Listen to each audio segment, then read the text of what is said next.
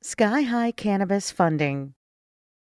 Still, there are a lot of loans businesses in high-risk industries can get. They are usually not coming from banks. Get access to $25,000, $50,000, or even $100,000 in initial funding.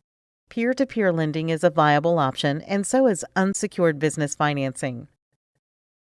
Let's look at unsecured business financing.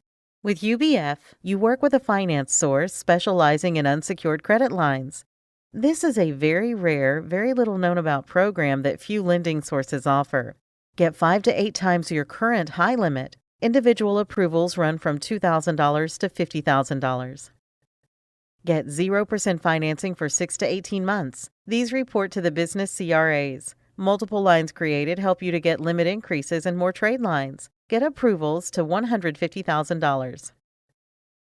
You must have a 680 FICO score or better. Guarantors are welcome. You need to have a utilization rate of 30% or less and 6 inquiries or fewer in the last 6 months.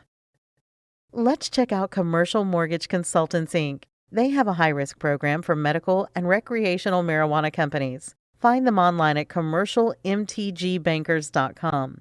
Their requirements are: you must have a license to operate, you need a business bank account with at least $10,000 in monthly deposits, and you cannot go negative more than 5 times a month. Other parameters underwriting considers include, but are not limited to, credit, cash flow, location, and time in business. Usually they fund to 25% of average gross deposits to start, and then increase as relationship with client grows. They funded a medical marijuana company $150,000 over 4 months in 2018. CMC is in Colorado and has been in business for 3 years. Let's recap.